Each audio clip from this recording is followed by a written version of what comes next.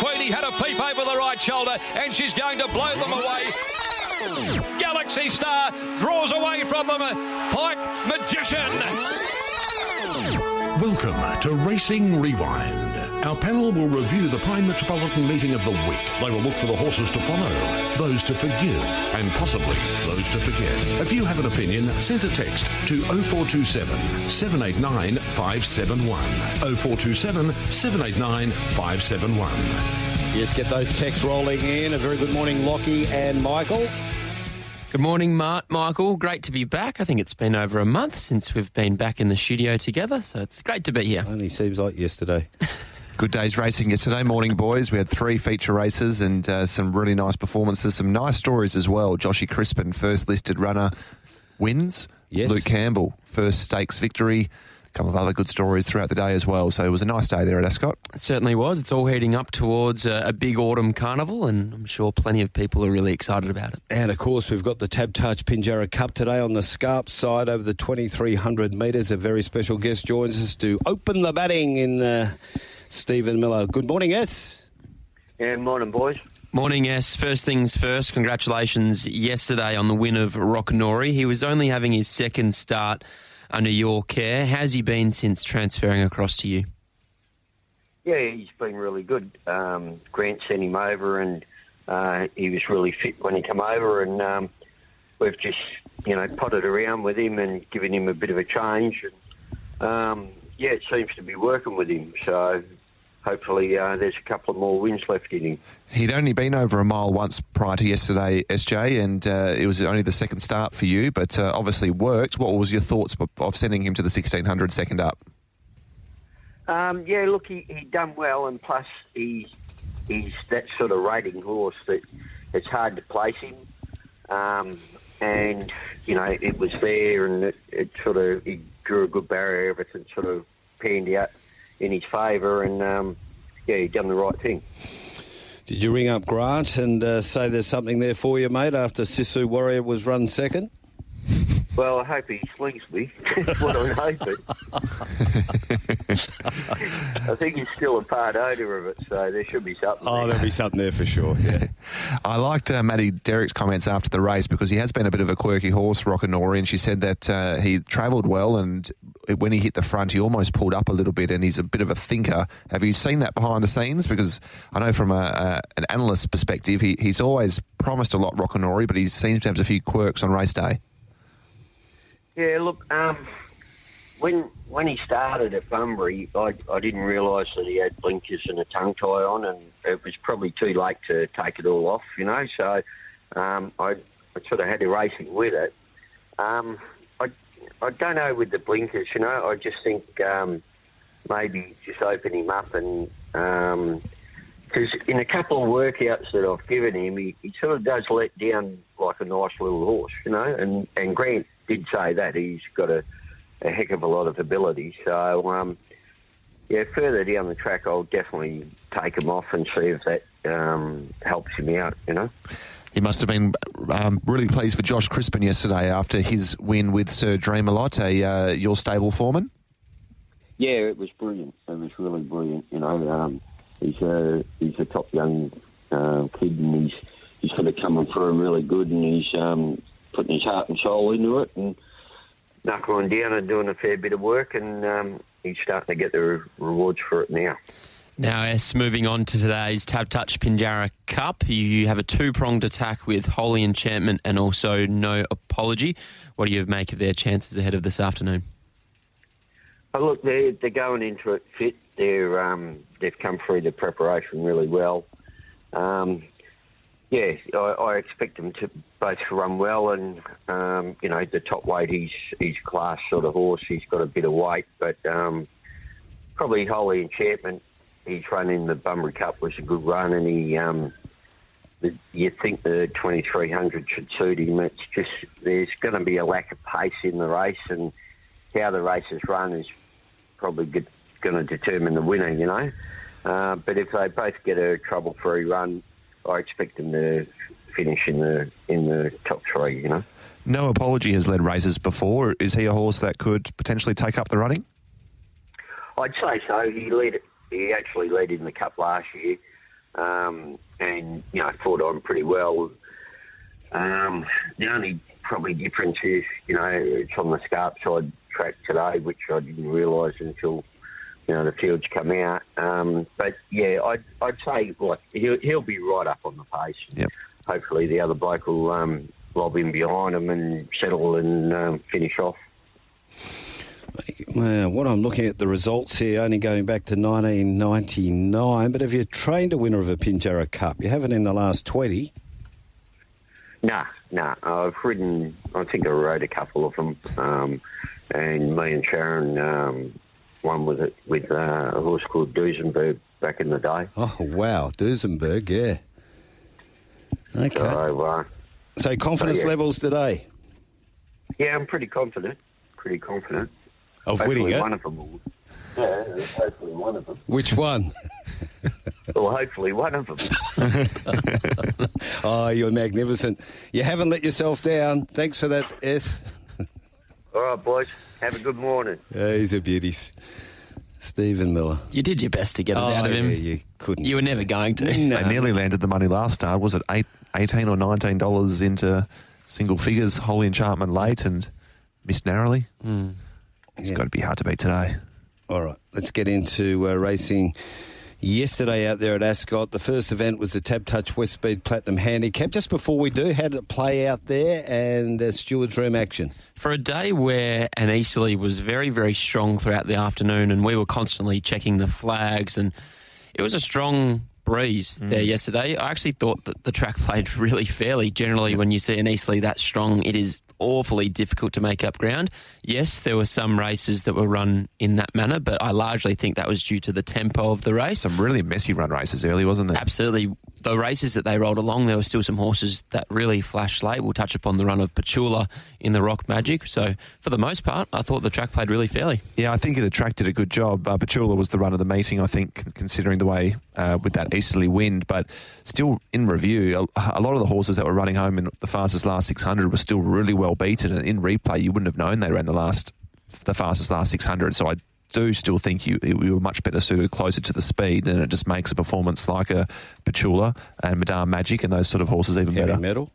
Heavy Metal was a ripper. Yeah, absolutely. Black type already, the Blue Point filly on debut. Yeah, he's pretty good at it, young Lochie. Tab Touch, West Speed Platinum Handicap over the 1400. 3 quarters clear. Yelling Up Girl second. Down on the inside with nowhere to go at the moment. Yarra Lee travelling well, though. No Dice pulls out 3 deep. Now being stoked up. Fortune's Luck drove up in the middle. Seeable comes to the outside. So does Fast Flicker. Kelvin's the leader. Yelling Up Girl. Yarra Lee searching for a run. Here comes Fast Flicker, though, on the extreme outside from the back of the field and descends upon them. Races to the lead, swoop past them, dashed away and goes home to win it easily. Fast Flicker from Yarra Lee and Arnie's Boy third late. From No Dice, Yelling Up Girl, Kelvin got time. There it is, Tony Triscari having a wonderful time of it at the moment. Gets Fast Flicker home with the Ponta board, beats Yarra Lee, Arnie's Boy and No Dice back in fourth. What a win this was. This was very, very dominant. Fast Flicker, second up there yesterday, settled last in running and just absolutely brained them. Interesting to note that when Paul Harvey was speaking to you, Michael, post-race, essentially to ride her like that was plan B after she didn't step all that cleanly, and the way she just travelled into the race and had the race shot to bits at the 200-metre mark, it was as dominant a performance as you'll see anywhere on a race course here in WA. She won by 1.6 lengths officially, but that could have easily been 3, maybe even 4 lengths. I thought that was a very dominant performance, and whilst most of these horses, in fact, I'd say all of these horses are on their mark, the horses that she's beat, she won with a leg in the air. And as Tony said to me post-race, I think she can definitely go to a 60-plus or a 66-plus next start and be very, very competitive.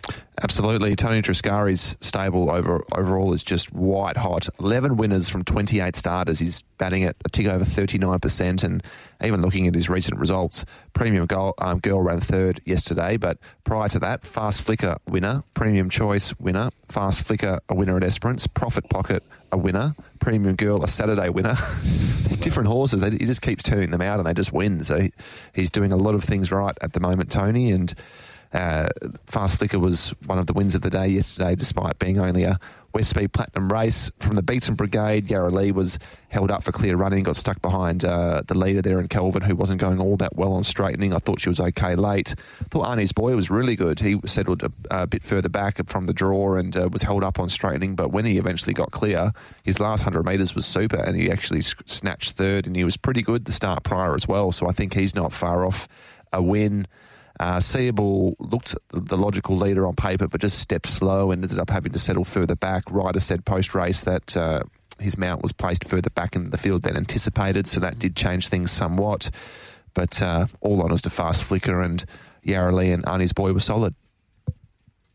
Starting to build a very good record, Fast Flicker, this mare, isn't she? 4-year-old. 5 from 10. By a lot, 5 from 10. Beat Ascot 4 starts ago. It won in town the other day, didn't it, Ascot? It won yesterday, yeah. And just yesterday, Mark. Yeah, well, time doesn't mean a lot to me anymore. I know I haven't got that much of it, that's all. Les Andrews, who owns Fast Flicker, shout out to him too, Leviathan owner, Leviathan punter, and a real good mate of his, Keithy Moyer, doing it tough at the moment. So no doubt that'd give Les and Keith a bit of a kick along there. On to race number 2, download the Tab Touch app, Maiden. It's over the... Sorry, what am I doing there? It's the Amelia Park Handicap. I've gone to the Amelia Park Handicap over the 1,400 metres. Close. Race number 2. Street. They've left the 500 behind them, and Influencing should have plenty left in the chamber. They come to the corner. Influencing leads the way. Stylish Lord, Bondi Plunge as a party hard at work behind them on the favourite Premium Girl. Influencing kicks away, was able to come off the corner and accelerated too clear. Bondi Plunge, Premium Girl taking time to wind up. Influencing led with 100 left to go. Bondi Plunge followed then further back Premium Girl, but Influencing kept going from Bondi Plunge, and Influencing beautifully ridden in front, makes it 4 in a line. 1 from Bondi Plunge, Premium Girl third home ahead of Odada. Tash Faithful and the Pierce brothers combined with Influencing, beautifully placed, Michael. Bondi Plunge second, Premium Girl third, Stylish Lord back in fourth. All honours to Influencing. The Pierce brothers are doing a wonderful job with him, as is Tash Faithful this campaign. He's been very versatile throughout this preparation. He hasn't had to lead each and every time, but he's led his last 2 starts, and there was a game of cat and mouse, I think, from Tash Faithful yesterday. Really slowed them down the back straight, but I guess the good thing about the ride was that Tash recognised that, and she was often gone around the corner, so the horses in behind her were really chasing. They were off the bridle, a fraction off balance, and at that point Influencing was often gone. In the end, he's won by almost a length. He did get all the favours in running, but he just continues to raise the bar. I posed the question to Ben Pierce post-race, does he potentially have a little bit of let's gallivant about him? And he said, well, we hope so, but he just seems to be so honest. I don't think he's overly blessed with a heap of ability, but he just seems to be very honest. He tries hard, and he's been very well placed by the team. Yeah, terrific ride, I thought, especially with the conditions of the day. There were 3 1,400-metre races on the day. This was by far the slowest, but the fastest last 600 race time. So she clearly got it really soft, those first 800 metres, and then just zipped home. And always hard to beat a leader when they're ridden in that matter. But, 4 straight, and he's 4 from 4 this campaign, and it actually all been in the space of 28 days. He was first up at Pinjarra, I think, on the 28th of Feb. So he's pretty much been racing just about every week, and he just keeps winning. So he's a progressive type. I thought Bondi Plunge was pretty brave. She's only a really little and light filly, and she was 3 wide, no cover most of the way. And although it was a slow tempo, she still battled on well for second. Premium Girl in review. Thought she was only probably fair watching live, but I think the tempo of the race probably wasn't to her liking. She was dropping back from a mile as well. So, she's a big forgive for mine. And she it was 35 days between runs. I think she steps back up to a truly run 1,600-metre race next start and is pretty hard to beat. Stylish Lord was good, settled outside the leader and battled on pretty well up in class. Odanaka was not suited by the distance drop or the tempo of the race, so I thought his run was actually really good. And Miss Wall Street was one of those horses that actually ran home the fastest sectional, but you wouldn't have really known it watching the race. It was a difficult race to make up ground in. Premium Girl, very forgiving of her effort. I thought she was unlucky and very much unsuited by the slow tempo of the race. Bondi Plunge was outside her, and Joy as a party had to wait. bide his time, and then eventually I thought she found the line well. And I'll make Odonaka a horse to follow out of the meeting. I thought he wasn't suited at all. As long as he can get to a mile next start. Yeah, I thought he was a very, very good effort, especially his last 100 metres. I think he'll be hard to beat next start. And the fact that he started at $13 yesterday, you might get a price about him as well.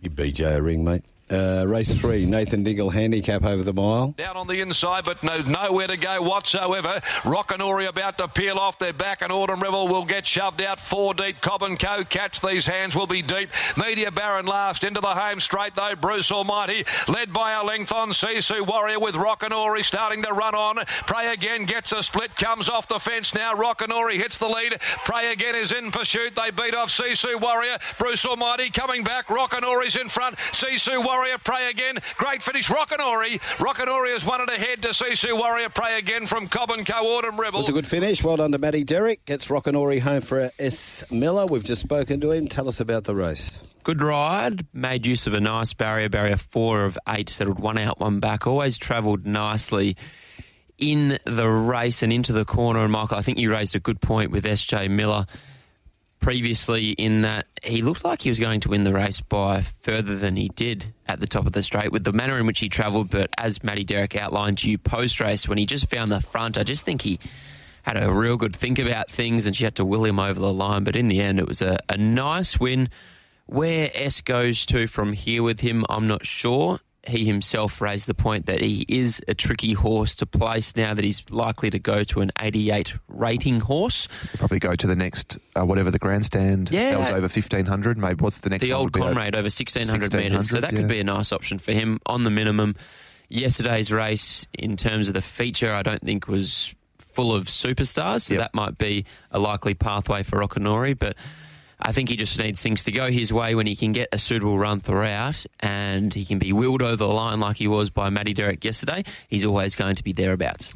Yeah, absolutely. He does look a tricky horse to ride. He can get a little bit keen in the run and then, as we've touched on late, he's probably not all that genuine. So I feel it was a really good ride there by Matty yesterday. Sisu Warrior was pretty solid, settled outside the lead, was up 2 kilos from the last start win, so conceding weight differentials to all of those horses he beat, and he looked to be struggling initially on straightening, but then he came again late and held second, so I thought that was a pretty good effort.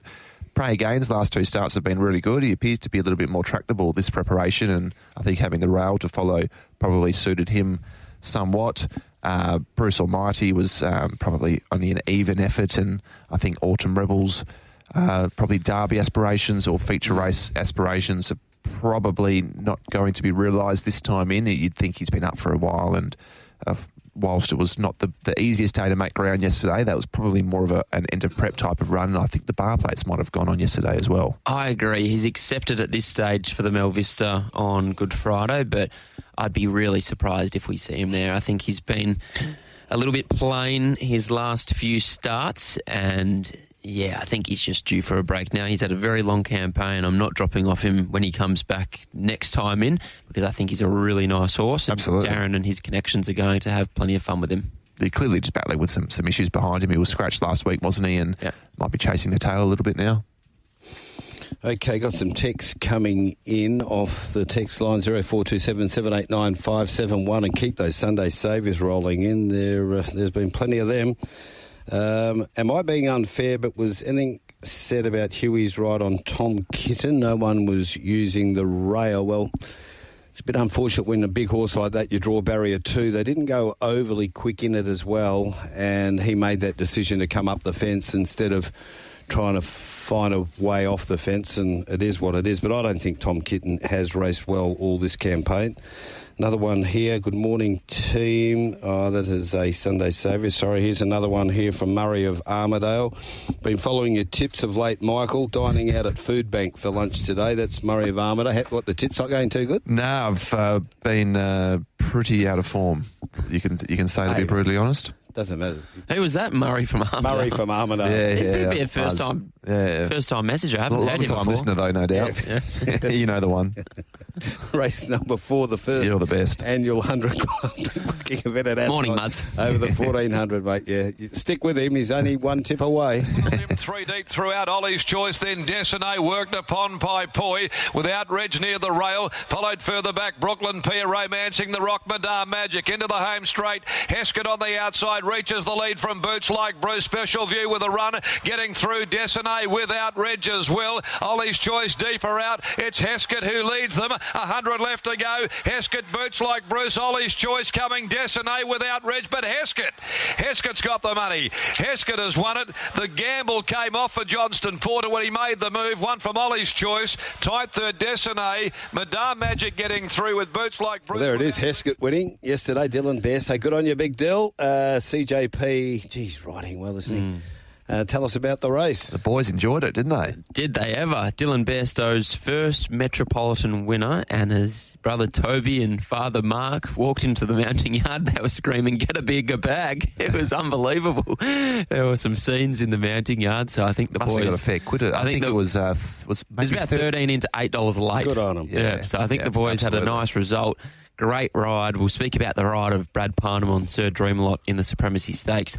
If that wasn't right of the day, this might be, I think, Alan Kennedy and Simone Altieri. They just got it completely wrong out in front. They wanted to go hard, then they dropped anchor. Clint Johnston Porter, he did no work through the first half of the race, and he said, okay, if you're going to drop anchor, I'll whip around you.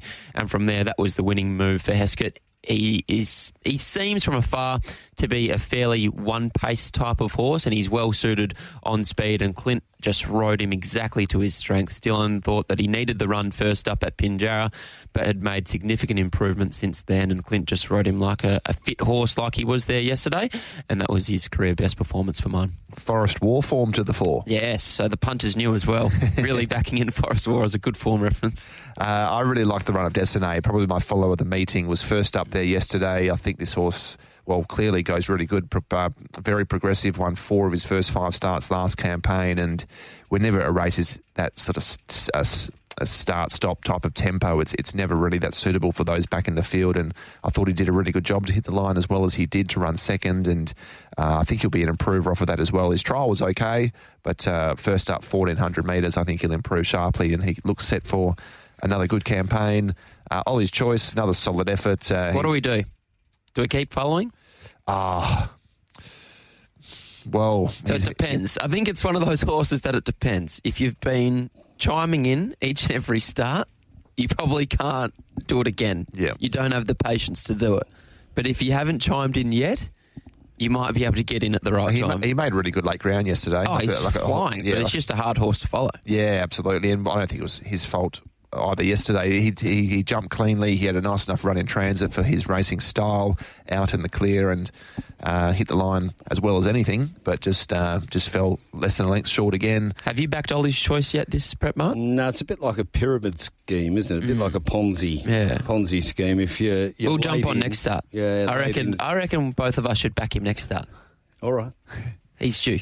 I thought Madame Magic was exceptional. She was back last, ran all the fastest closing sectionals, and her last 600 was 33.92 over the 1400. So I thought she couldn't have gone much better considering, and she didn't get a huge amount of room the last couple hundred metres as well. Rogue's Point and Boots Like Bruce you've already touched on, probably not bad runs in review, having only been beaten a length and a half and 2 lengths respectively, and the others were never really in it, but... good betting move, Heskett. The boys knew, and Clint Johnston Porter, great ride. Desiné, a good follow. Okay, on to race number 5, the Vicky Brown's Bar Handicap. This is over the 1,200 metres.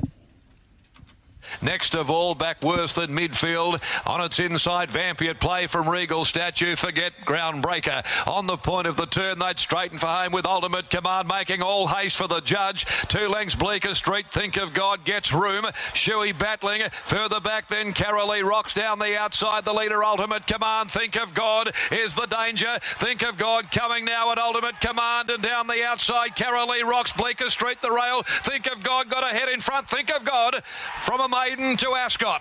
Think of God wins it from Ultimate Command. Carolee rocks Bleecker Street. Tight. Well, that sounded like a popular win on course as well there for the Playing God horse. I think they always are when Mitchie has a winner, the contingent. some very, very happy owners. I think there was about 20 of them in the mounting yard, and I think they all had something on $6.50 into around $5 or $5.50 late. Looks like a nice mare. Only her 4th career start. That's her 2nd win, and straight to Saturday grade off the back of a maiden. Lovely win, lovely ride from Holly Watson, in my opinion. Just had a nice run in behind the speed. Had to be just a fraction patient at the top of the straight. Needed to just bide her time and wait for the gap to come. Eventually that gap did come, and from there I thought she found the line really, really nicely. Ultimate Command, she's just been such an honest mare for Neville Parnham and Santo Waliato for such a long period of time. I thought she was another terrific run, but all honours to think of God. I think she is a mare that can go on with it now, and as long as she's placed I guess appropriately. It seems like Mitch has a really good handle on her already. Whilst she's only had the 4 starts, it sounds like the clear plan is to space her runs, ensure that she's 3-4 weeks between runs, because she might take a little bit of management. And provided she finds suitably run races, she's going to be very hard to beat wherever she goes next. Yeah, I think the ride has been understated a little bit as well. There's just a sliding door moment earlier in the race when Lucy Fiore was aboard Falcon Trader and looked like being able to slot into that 1 out, 1 back position, but Holly just kicked up, held her spot, and Lucy was 3 deep as a result, and I think that just about won her the race. Holly, she was able to settle that pair closer. She only won by about a head in the end, so if she probably grabs hold and eases back, she might not have got clear, and all of a sudden that head margin. And the horse she beat was Ultimate Command, who was often gone. Yeah. So I think that was a really good ride by Holly. Ultimate Command, you've touched on, tough as nails. Bleecker Street had the inside run and was really good as well, narrowly beaten. Carolee Rocks brought some intrigue. She was out the door late in betting. She was a lot shorter. I think, she jumped $4.40 here in the end. And I think TC, who was on yard duty, said that she'd have improvement to come, perhaps holding a little bit of condition. But she trolled up well, and I thought that was a really good run. I'm sure the team would be happy with that as a first-up effort, and you'd think next start she should be pretty hard to beat. Absolutely. She'll be one of my horses to follow out of the meeting. She's a big mare, and even off the back of 2 trials, I don't think she was screwed down yesterday, as TC outlined in the Manning Yard Mail yesterday. So astute TC. Absolutely. With the benefit of yesterday's run, I think she'll be very hard to beat next Regal start. Statue is a good that horse, she is my follow out of this race. I thought it was a terrific run. Didn't get a huge amount of room, ran home in all the fastest closing splits, was just rocketing through the line. I really liked that effort from a Class 3 up to a Saturday.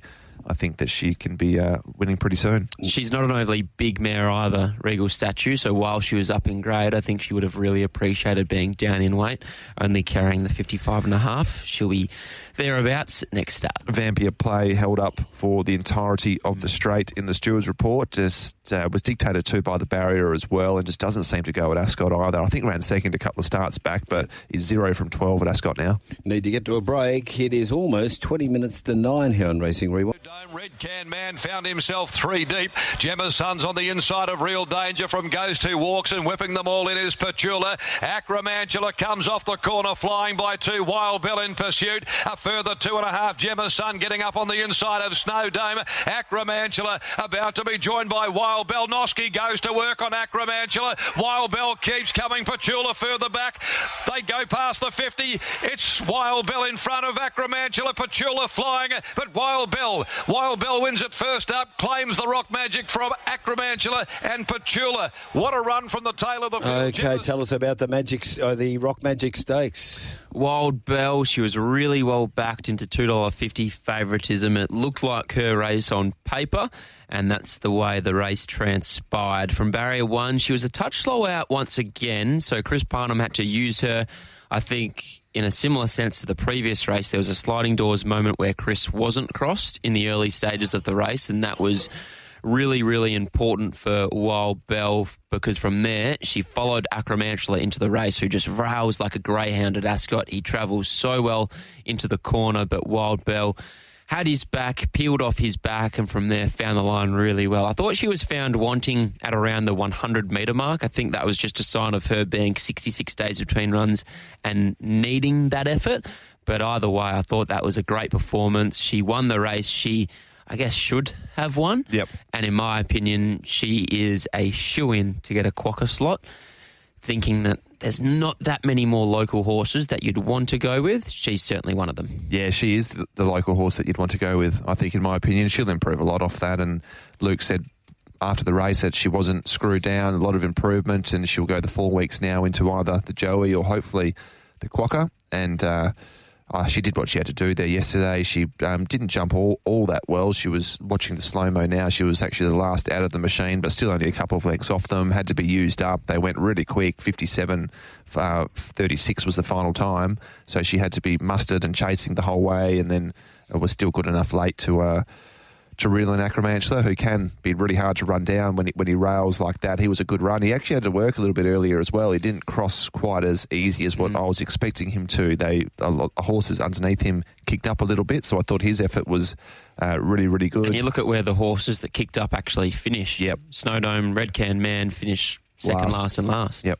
And Petula was the run of the meeting, 33.22. She really surprised me. I think she was rated 16 points lower than the next lowest rated horse and 28 points lower than the highest rated horse. So even though she had the 52, she wasn't well weighted, and she produced a brilliant turn of foot, and with another few strides she probably just about gets them. So I think that all of a sudden puts her into Quokka contention. And it's my understanding that Petula will be locked away in the next few days. Yep. And the plan for her will be to go straight into the Quokka. So she'll be 4 weeks between runs. It's the same as Wild Bell. Yes, absolutely. She was 5 weeks between runs yesterday and produced a career best performance. So I think Simon Miller and Connections might be thinking that fresh is best for Petula, and she'll go straight into the Quokka from here. So how many slot holders don't have a runner then if Petula is locked away? Okay, so going through the race, Tab Touch is Amelia's Jewel, the Lola Farms, Oscar's Fortune, C Corp is King of Sparta, Peter's Investments Ripcord, Chief Racing is Almighty Class, Trackside New Zealand / Perth Racing is Wytech, Ram Racing still hasn't confirmed Overpass, but we all presume it. Modern Racing, they haven't confirmed Super Smink, but in a similar sense, we expect that. Rapid Equine Breeding, Triple Missile Trials tomorrow for Grant and Alana Williams. I expect that to be confirmed. Sportsbet, I'm not sure. I continue to hear whispers about Bella Nipotina and a few others. Lindsay Smith, we haven't heard anything there. So that's 2. Sky Racing, they haven't confirmed. 3. Magic Bloodstock haven't confirmed, and Ladbrokes. Oh, okay. So there's still 5 slots. 4 or 5. Yep. And Petula is one of those 5. So they'd be mad. Probably 4 throw left. a Wild Bell in there then. Yeah, exactly. So the Roma Cup in a fortnight will be no Wild Bell, will be no Petula, but we'll see Super Smink, Amelia's Jewel. So there'll still be Ripcord. Yeah, it'll be a cracking All race. those horses will still be in there. So even though it'll be a little bit of a different look to this race, all those guns will be back. So it'll be a cracker. Gemma's Son I thought was outstanding as well. Back to weight for age. I think he can just about be a forgotten horse in the Roma Cup next start. He was meeting rivals between 3.5 to 6 kilos worse and was really good there yesterday. Okay, just about to move on to the Supremacy Stakes. One of our texts is just picking up there too, Michael. Think of gods actually by so you think, not playing God. So, did I say playing God? Yeah, you did. Over on the inside, the Grey Ripper, Farouk being shaded by Sir Dream a lot. Then deeper on the course with No Luck, Champagne Cathay. Away from heels is Earthstorm trying to find its way into open air. Into the straight, one more too many, joined by Sinful Living, got its head in front. Sir Dream a lot, a length and a half away. Earthstorm trying to build on the outside. One more too many, Sinful Living on the outside. Sir Dream a lot. Earthstorm now digs in. Sir Dream a lot though clings on from Earthstorm. Sir Dream a lot. Sir Dream a lot won the Supremacy from Earthstorm. Down the outside, Heavy Metal has grabbed third and charging home Goldmaker. Wow, what do we make of the Supremacy Stakes? And as you said earlier on, Loch, well done to Joshua Crispin for his first stakes winner. What a ride. Brad Parnham, when I interviewed Josh after the win of Rockanory, obviously stable foreman for SJ Miller, he said that I'm just not going to leave any instructions to Brad Parnham. It looked like a sticky draw on paper. Going into the race, I thought, okay, 1,000-metre race, still needs to have 2 more runs. Perth Stakes, then a Karrakatta. They might just go back, ride him to hit the line, but that wasn't the plan that Brad had in his head. And from barrier 8, he just went with the horse, slotted in, 1 out, 1 back. It was an outstanding ride. Earthstorm found the line well late, but congratulations to Josh Crispin and Sir Dreamalot. Story of the day, ride of the day, and it looks like he has a really nice horse on his hands. I don't think at this stage we have a Karrakatta plate all-in market back online, but hopefully it's up soon, and I'm sure Sir Dreamlot will be right there up at the top of proceedings. Do we think we saw the Karrakatta Plate winner there yesterday? Not sure. I'm not sure if we Karrakatta did. Plate market is in fact online, but yeah, for mine, I just think it's a very even bunch. I'm not saying that they aren't good 2-year-olds, but I just don't think there's much between the first 10 2-year-olds, and it wouldn't surprise me if there's a blanket finish come the Karrakatta in 4 weeks' time. Yeah, I'd be surprised if the Karrakatta Plate winner came out of this race personally. Okay. Yes, I think we haven't seen the Karrakatta Plate winner yet. Golden Kathleen wasn't there. Is Golden Vale still going that way? I presume so. Yeah, I think there might be a couple of others that might bob up over the next couple of weeks. But Earthstorm was a really good run first up, no trial. She'll improve sharply off that and looks a lot better suited over further. So look out for her in the Jim Crack. Heavy Metal, outstanding debut. Hit the line brilliantly. Already has achieved black type as a Blue Point filly. Thought one more too many was probably only fair, but he and Sinful Living did go head-to-head for a long way, which probably brought both horses undone. And outside of that, Goldmaker made really good, noticeable late ground. Looks like more of a size type, I think, Goldmaker. I think some really good runs there, but I'd be surprised if our Karrakatta Plate winner comes out of this race. What was the rap on Heavy Metal before the race? Was a run like that went around 20 to 1, so not too high. I don't think there was a big rap on the horse, but Michael made an interesting point in our preview and mentioned the fact that Clint Johnson Porter was on that horse and not the stablemate, Ripper Farouk. And generally we've seen over the last 12 months that Clint Johnson Porter has almost got the pick of the 2-year-olds along with Chris Parnham. So, and how many of the 2-year-olds did Luke have nominated? Had half a dozen or something, didn't he? Yeah. So he's going to be a big player. Mighty effort to do that on debut in supremacy. Yeah. Off a 400-metre trial. Wow. Oh. And was a long way back in running. You'll pause the race at the top of the straight and compare where Sir Dreamalot is and also where Heavy Metal is. And even Earthstorm. Exactly right. It was an enormous performance. She'll be very hard to beat in the Jim Crack in a couple of weeks' time. And I think if she won that, then she'd put her hand up as a real leading contender for the Karrakatta Plate, albeit she'll have to face Golden Kathleen in a couple of weeks' time. Okay, the Grandstand Cup was race number 8 on the program over the 1,500 metres.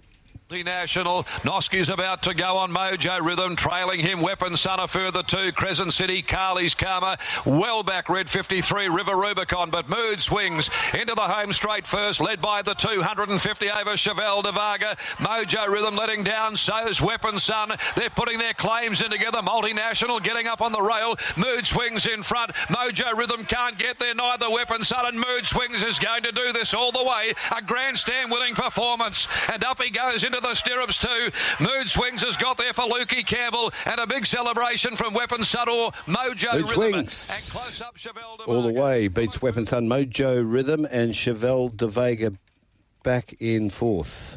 Great day for Luke Campbell. He's been knocking on the door of a listed victory, and he booted home Mood Swings to take out the Grandstand Cup. Very well rated out in front. They certainly didn't set any records. You look at, I guess, where the horses settled in running. For the most part, that is where they finished over the line. Mood Swings gave a really good kick upon straightening. For mine, he was a query at the back end of 1,500 metres there yesterday, but he's just matured so much, has the horse. He's a 7-year-old now.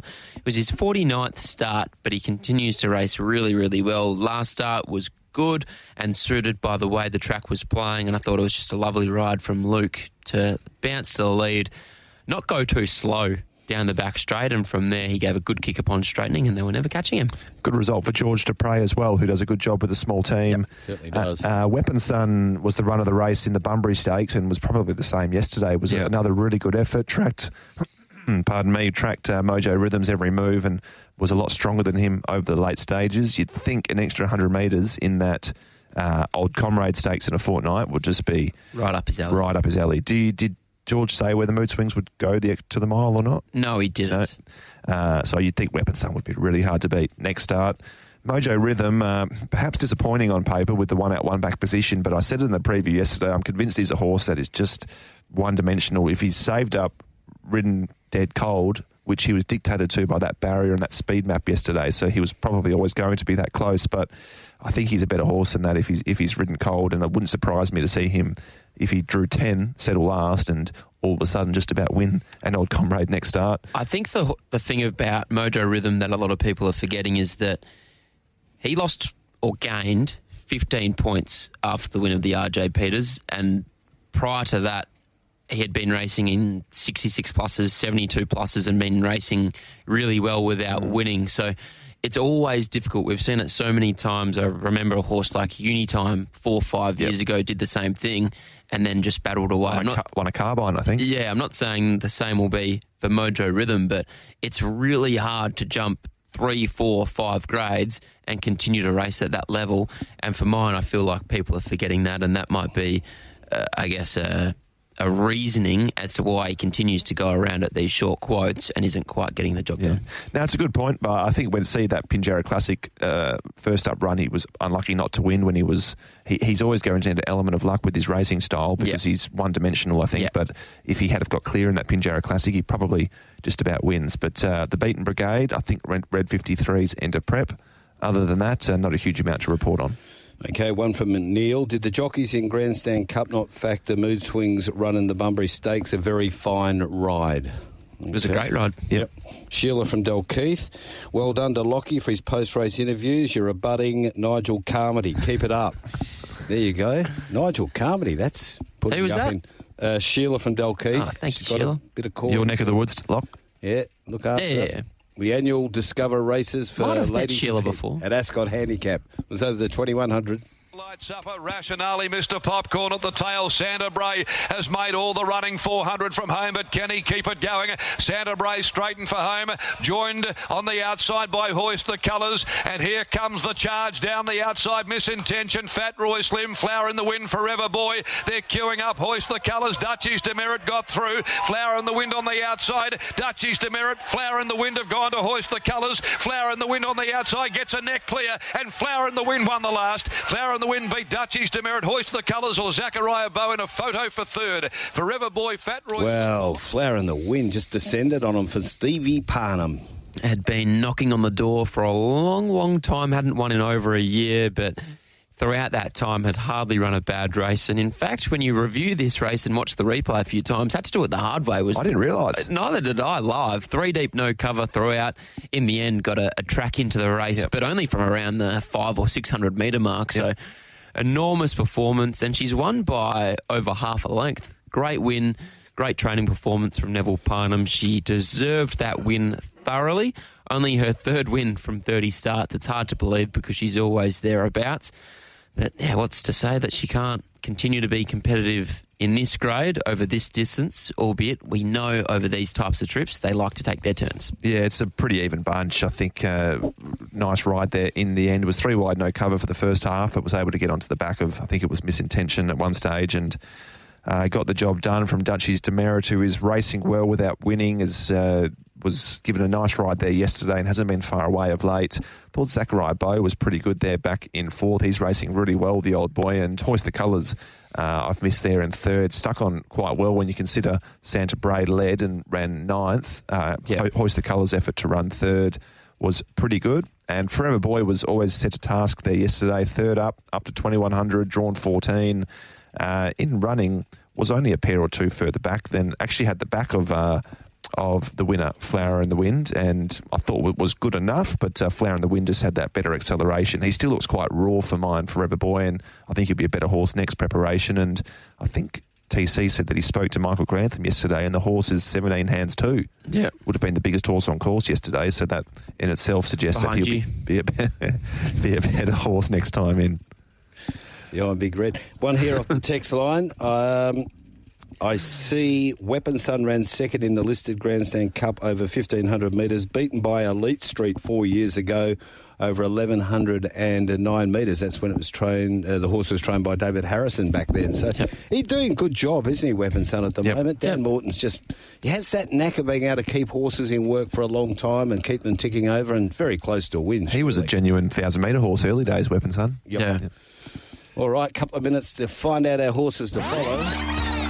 On Racing Rewind, It is time for the boys to look back and determine who are the black bookers, the ones to be on next start, the horses to follow.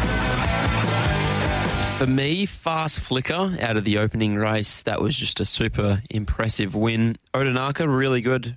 Happy to forgive him in a very slowly run race, hopefully a price next start.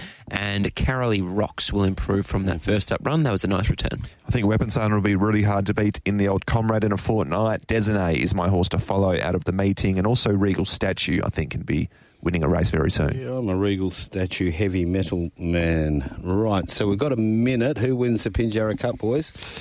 Open race. It's a tricky race. I thought Queen Elena was the run of the Pinjarra Cup. Not sure, of the Bunbury Cup a couple of weeks ago. I think she might be stuck on the fence there today. Not a huge amount of speed, so that's my concern with her. But Holy Enchantment would probably looks the map horse if he can just get a nice run parked in behind them. I think he could be pretty hard to beat. I like that SJ Miller said that No Apology would be likely to roll forward, so at least you know that No Apology, Tiff's Lad, maybe a Casino 17, they roll forward and ensure that the race is run at a reasonable tempo and it's not going to be a walk and crawl. Well, Casino 17 was super last start himself and he won the Cup last year, I think. Yes. Yeah.